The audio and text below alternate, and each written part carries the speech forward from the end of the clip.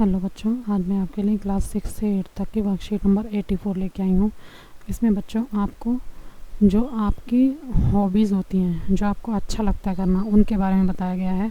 जैसे कला जीवन का एक ऐसा तरीका है जो हमारे जीवन को सजाता और संवारता है। कुछ प्रमुख कलाएँ चित्रकला, गायन, वादन, अभिनय, पाक कला आदि को तो आप जानते ही हैं, ये हमारे जीवन की संस्कृति के अंग हैं। तो जीवन का ये महत्वपूर्ण अंग है। चित्रकला हमारे जीवन और मन को रंगीन बनाता है, तो नृत्य कला अभ्यास और मनोरंजन का तरीका है। ठीक है बच्चों, किसी को डांस करना अच्छा लगता है। ठीक, भोजन पकाने की कला का प्रयोग आपकी माँ रसोई में करती है, जैसे हमारी मम्मी घर में खाना बनाती हैं। अगर आपके जीवन में ऐसी कोई भी रुचि नहीं है, जैसे नृत्य कला और चित्रकला, गाना गाना और किसी चीज़ से मनोरंजन करना, तो आपका जीवन कैसा हो जाएगा? स्वादहीन हो जाएगा, यानी कि उसका कोई वैल्यू नहीं रहेगी। पढ़ाई लिखाई तो सभी करते हैं, उसके अलावा भी शौक़ होते हैं कई बच्चों के। ज्ञान और विज्ञान में जहाँ हमारे जीवन को सुविधाजनक बनाया और प्रगति की राह पर चलना सिखाया, वहीं पर कलाओं ने भी हमारे जीवन को सुंदर बनाया है। प्राचीन काल से ही 64 प्रकार की कलाएं बताई जाती हैं। बहुत पुराने ज़माने से ही सबको पता है कि 64 तरह की ऐसी कलाएं हैं जो हर किसी में अलग अलग होती हैं। ठीक है बच्चों, तो कुछ कलाएं जानना मनुष्य के सभ्यता, संस्कृति और चरित्र के विकास के लिए आवश्यक है। कुछ ऐसी जानकारी होनी चाहिए बच्चों को भी और सब लोगों को, जो कि ज़रूरी है। आप जाने अनजाने में बहुत सी कलाओं का प्रयोग करते हैं, हमें पता भी नहीं चलता। और हम किस किस कला का प्रयोग करते हैं, जैसे म्यूज़िक बजता है तो हमें अच्छा लगता है, तो कई लोग ऐसे होते हैं कि अपने आप उनका डांस करने का मन करता है। ठीक है ना, उन्होंने सीखा नहीं है फिर भी वो डांस कर सकते हैं। जैसे कभी गाना रेडियो पे बज रहा होता है तो हम साथ साथ गाना गाने की कोशिश करते हैं, यानी कि ये हमारे अंदर की कला है कि हम गाना चाहते हैं। जब शरीर और मन थकता है तो संगीत हमारी थकान को मिटाता है। ठीक है बच्चों, अगर आप म्यूज़िक के साथ साथ काम भी करते हो, जैसे घर का काम कर रहे हो, साथ साथ म्यूज़िक बजता रहे, तो आपका काम करने में इंटरेस्ट आता है और आपका काम जल्दी से जल्दी ख़त्म हो जाता है। जब लोग प्रसन्न होते हैं तो गुनगुनाने या नृत्य करने लगते हैं। जब हम ज़्यादा खुश होते हैं तो क्या करते हैं? या तो डांस करने लग जाते हैं या फिर गाना गाने लग जाते हैं। यह मनुष्य का सहज स्वभाव है। ठीक है, ये हर किसी के साथ होता है। आप भी विचार कीजिए कि आपकी किस कला में रुचि है। यदि आप कुछ गाते हैं तो उसे रिकॉर्ड करके अपने स्कूल के ग्रुप पर भेजिए। आपके स्कूल, पड़ोस या घर में जो भी आपके विचार से अच्छा चित्र बनाते हैं, गाते हैं, वादन, नृत्य आदि करते हैं, उसकी सूची बनाएं। ठीक है बच्चों, इसके आगे दिया है, कुछ लोग अपनी कलाओं को अपना कैरियर बना लेते हैं, जैसे लता मंगेशकर, जिसको दुनिया जानती है, वो बहुत अच्छा गाती हैं। उस्ताद बिस्मिल्लाह खान, उनको सब जानते हैं। ठीक है, कोई भुला नहीं सकता उन्हें, बहुत अच्छे शहनाई वादक थे वो।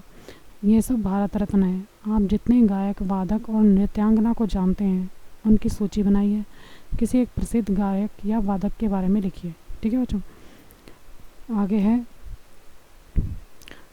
कुछ वाद्य मुंह से फूंक कर, कुछ तार से, कुछ थाप अर्थात पीट कर बजाए जाते हैं।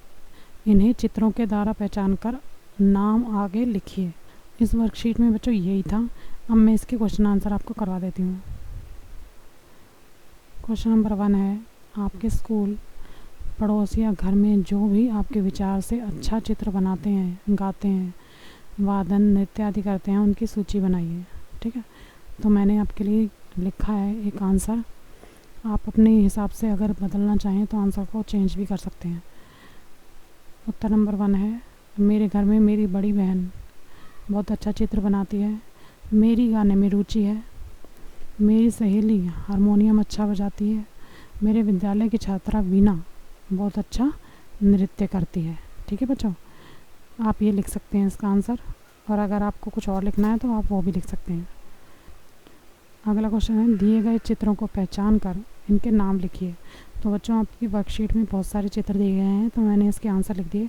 दिए गए चित्रों में पियानो, गिटार, हारमोनियम, शहनाई, तबला, ड्रम, कीबोर्ड, ढोल, डमरू, बांसुरी, वीणा, वायलिन इत्यादि शामिल हैं।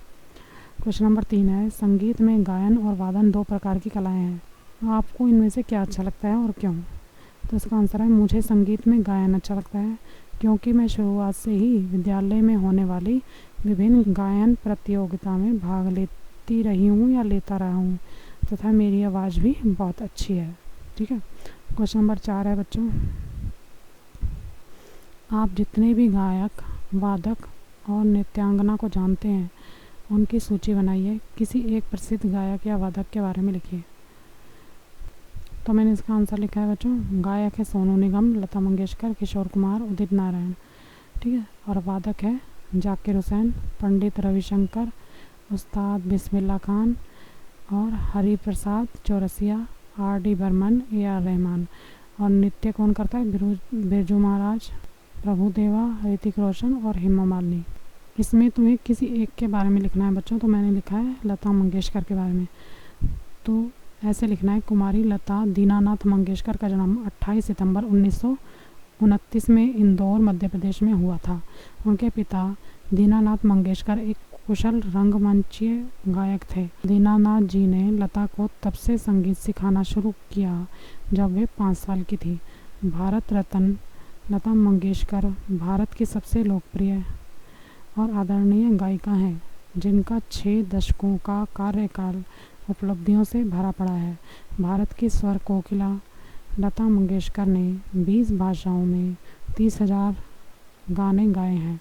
उनकी आवाज़ सुनकर कभी किसी की आंखों में आंसू आए तो कभी सीमा पर खड़े जवानों को सहारा मिला। ठीक है बच्चों, लिखने का तो आप बहुत बड़ा भी लिख सकते हैं, पर अभी के लिए इतना ही काफ़ी है। आज की वर्कशीट में इतना ही। अगर आपको मेरा वीडियो अच्छा लगा हो बच्चों तो प्लीज़ मेरे चैनल को लाइक करना, सब्सक्राइब करना। Thank you very much.